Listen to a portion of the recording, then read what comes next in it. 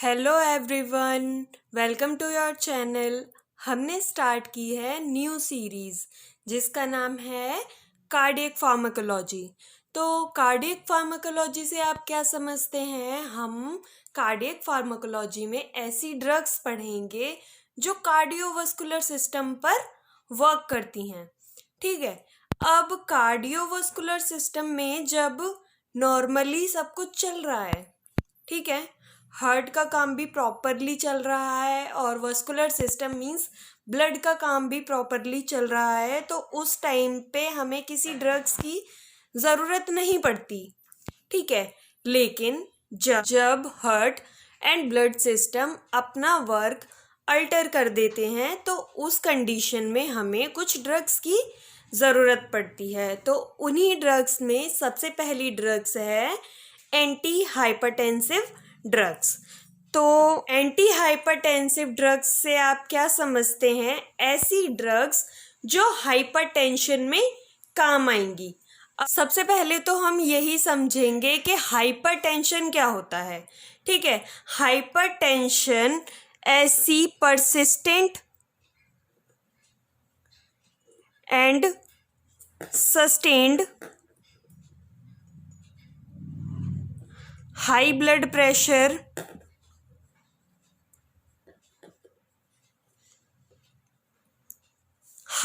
Pressure की reading है जिसको हम हाइपरटेंशन कहते हैं। ठीक है। अगर यही चीज़ मैं कन्वर्ट कर दूं लो में तो वो हाइपोटेंशन हो जाएगा। वो हमें पढ़ना नहीं है अभी, हमें अभी हाइपरटेंशन का केस देखना है। अब हाइपरटेंशन कितने टाइप का हो सकता है? ठीक है। हाइपरटेंशन 2 टाइप्स का है। फर्स्ट जो है उसको हम कहते हैं या तो प्राइमरी या फिर एसेंशियल हाइपरटेंशन। ठीक। और जो सेकंड है हमारा वो है सेकेंडरी, जस्ट सिंपल। ठीक। प्राइमरी से आप क्या समझते हैं? ऐसा हाइपरटेंशन जिसमें पर्सन को नॉर्मली एकदम से ब्लड प्रेशर हाई हो गया और थोड़ी देर बाद नॉर्मल हो जाएगा, तो उसको हम डिजीज कंडीशन नहीं कह सकते, उसको हम लोग प्री हाइपरटेंशन केस भी कह सकते हैं। अब सोचो, फॉर एग्जाम्पल आप भाग कर आए हो। ठीक है। आप भाग कर आए हो, आपका ब्लड प्रेशर रेज हुआ, अब थोड़ी देर में 5 मिनट बाद वो नॉर्मल हो गया, उसको हम डिजीज कंडीशन तो नहीं कहेंगे ना। ठीक। लेकिन सेकेंडरी हाइपरटेंशन के केस में क्या होता है? ये या तो रीनल फेलियर की वजह से या वस्कुलर सिस्टम में कोई डिफॉर्मिटी आई है उस वजह से, या एंडोक्राइन डिसऑर्डर मींस हाइपरथायरॉयडिज्म जिसमें हाइपरटेंशन होता है जनरली, है ना। तो उन कंडीशंस में मींस अगर हमारे पास कोई और डिजीज कंडीशंस हैं, उन कंडीशन में अगर हमें हाइपरटेंशन हो रहा है तो उसको हम कहते हैं सेकेंडरी। अब इतनी देर से हम लोग एक ही टर्म यूज कर रहे हैं जिसको हम कह रहे हैं ब्लड प्रेशर। तो इसको एक बार देख लेते हैं, ये क्या है? ब्लड प्रेशर क्या होता है? ब्लड प्रेशर की डेफिनेशन आप लोग के लिए काम है। फर्स्ट ईयर में आप लोगों ने पढ़ा होगा डेफिनेशन क्या होती है ब्लड प्रेशर की, उसको आप कमेंट बॉक्स में ज़रूर लिखकर बताना। वो मैं नहीं बताने वाली हूँ क्योंकि फर्स्ट ईयर में पढ़ा था। ठीक है। अब ब्लड प्रेशर जो है, हिंट तब भी दे रही हूँ, ब्लड प्रेशर जो है उसकी 3 मीन्स रीडिंग है ना। 3 रीडिंग्स कैसे? फर्स्ट हमारा होगा systolic blood pressure means SBP। Systolic blood pressure क्या होता है? वो मैक्सिमम ब्लड प्रेशर, ठीक है, मैक्सिमम प्रेशर जो हम रिकॉर्ड करते हैं वेंट्रिकुलर सिस्टोल के टाइम पे, या वेंट्रिकुलर सिस्टोल मीन्स वेंट्रिकल का कॉन्ट्रैक्शन जब हुआ है उस टाइम पे जो हम मैक्सिमम रीडिंग रिकॉर्ड करते हैं उसको हम कहते हैं सिस्टोलिक ब्लड प्रेशर, जो कि जनरली कितना होता है? 120 मिलीमीटर ऑफ मरकरी या 120 mm of Hg। नेक्स्ट है हमारी रीडिंग, उसको हम कहते हैं diastolic blood pressure means DBP। Diastolic blood pressure क्या होता है? वो मिनिमम प्रेशर, ठीक है, वो मिनिमम ब्लड प्रेशर जो हम लोग वेंट्रिकुलर डायस्टोल के टाइम पर रिकॉर्ड करते हैं। अब डायस्टोल से आप क्या समझते हैं? वेंट्रिकुलर डायस्टोल मीन्स वेंट्रिकल का जब रिलैक्सेशन होगा, और रिलैक्सेशन के टाइम पर रीडिंग हमारी जनरली कितनी आती है? 80 mm ऑफ Hg। अब ये मत कहना कि ब्लड के अंदर आप मीटर लेकर खड़े हो, ये नहीं है कि करेक्ट 120 ही आ रही है और 80 ही आ रही है, ठीक है। अगर एक भी रीडिंग इधर उधर हुई मीन्स अगर 80 से 81 हो गया तो उसको आप हाइपरटेंशन नहीं कह सकते हैं। उसकी रेंज मैं अभी बताऊंगी कि किस रेंज में हाइपरटेंशन में जाएंगे, ठीक है। रेंज है पूरी, ऐसा नहीं है कि 80 से 81 हुआ मीन्स या 120 से 121 हुआ तुरंत ही आपने हाइपरटेंशन कह दिया, ऐसा नहीं है। हमारी थर्ड रीडिंग जो है वो है पल्स प्रेशर। पल्स प्रेशर से आप क्या समझते हैं? पल्स प्रेशर एक ऐसा डिफरेंस है systole and diastole blood pressure के बीच में जो हम मेजर करते हैं, ठीक है। उसको हम कैसे लिख सकते हैं? Pulse pressure is equal to SBP minus DBP। ये फॉर्मूला यूज करके आप लोग पल्स प्रेशर निकाल सकते हैं। अब हमें बात करनी है कि किस रेंज में हाइपरटेंशन होगा, ठीक है। क्या है वो रेंज? सबसे पहले तो मैं टेबल बना रही हूं यहाँ पर हम लिखेंगे कैटेगरी, ठीक है, कैटेगरी, और यहाँ पर हम लिखेंगे ब्लड प्रेशर जो कि होगा mm ऑफ Hg में, ठीक है। हमारे पास 2 रीडिंग्स थी जनरली, उनको हम यहाँ लिखेंगे सिस्टोलिक एंड डायस्टोलिक, ओके। क्या है? पहली हमारी केस है नॉर्मल कंडीशन। अब नॉर्मल कंडीशन में हम लोगों ने बात की सिस्टोलिक कितना होता है?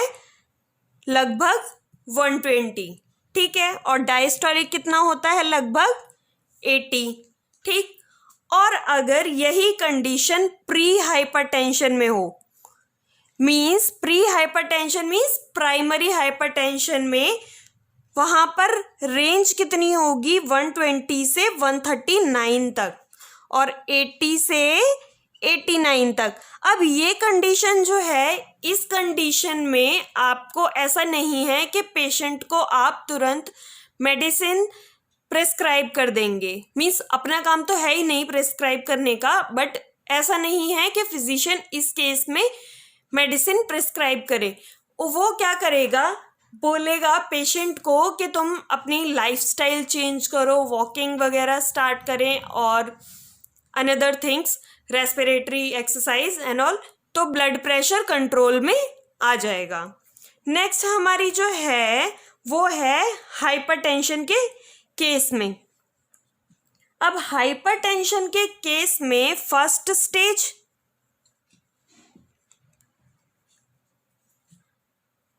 स्टेज जो है उसमें हमारे पास सिस्टोलिक ब्लड प्रेशर 140 to 159 होगा और डायस्टोलिक 90 to 99।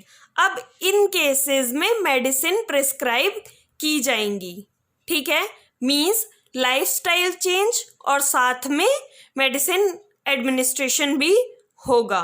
नेक्स्ट है हमारी stage 2।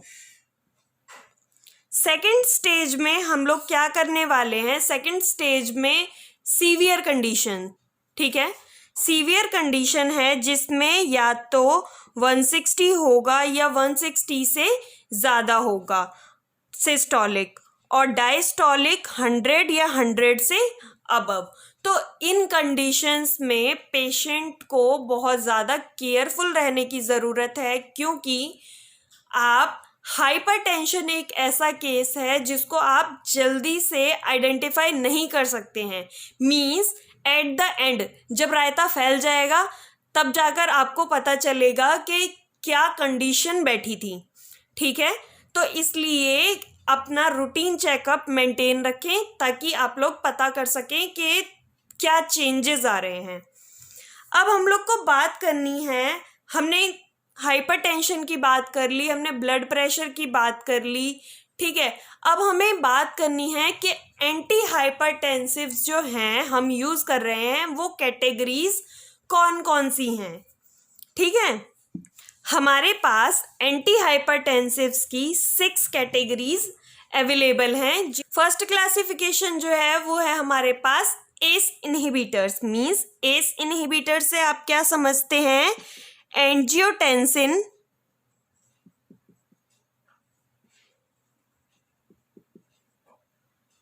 Converting enzyme. Angiotensin converting enzyme का इनहिबिटर हम लोग यूज़ कर रहे हैं। जैसे हम डायूरेटिक्स में इनहिबिटर्स यूज़ कर रहे थे, वैसे ही हम लोग यहाँ पर भी एंजियोटेंसिन कन्वर्टिंग एंजाइम का इनहिबिटर यूज़ कर रहे हैं। और इसके एग्जाम्पल्स क्या क्या हैं, सबसे मेन बात है आप लोग को ड्रग्स के एग्जाम्पल्स याद रखने बहुत ज़्यादा ज़रूरी हैं, वो आपको याद रखने पड़ेंगे। इसके एग्जाम्पल्स हैं प्रिल वाले, captopril,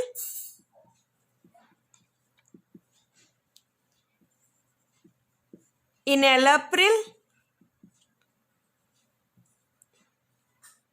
lisinopril, ramipril etcetera. Okay, pril वाले जितने भी हैं वो एस इनहिबिटर्स में आएंगे। हमारे पास सेकंड कैटेगरी कौन सी है, एंजियोटेंसिन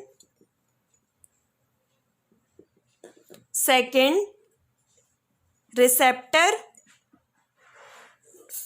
एंटागोनिस्ट। अब इसके जो हमारे पास एग्जाम्पल्स हैं वो क्या हैं, लोजार्टन, इसके जो हैं वो हैं, इसको याद रखने के लिए टन वाले। हमने एस इनहिबिटर्स में प्रिल वाले पढ़े थे, यहाँ पर टन वाले, लोजार्टन, वेलसार्टन एंड टेलमीसार्टन। टेलमी वाला क्या है यहाँ पर, लोजार्टन, वेलसार्टन और टेलमीसार्टन। थर्ड है हमारे पास कैल्शियम चैनल ब्लॉकर्स।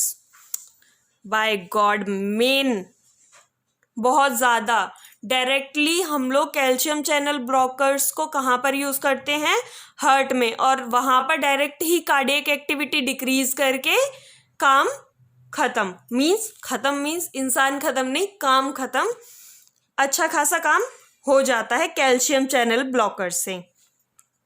इसको भी हम लोग आगे जब वीडियो आगे बढ़ेगी तब हम पढ़ने वाले हैं। कैल्शियम चैनल ब्लॉकर्स, इनको हम शॉर्ट में क्या कहते हैं, CCBs। Okay, calcium channel blockers जो हैं वो हमारे पास क्या हैं, डिल्टियाजेम, वेरापेमिल, निफेडिपिन,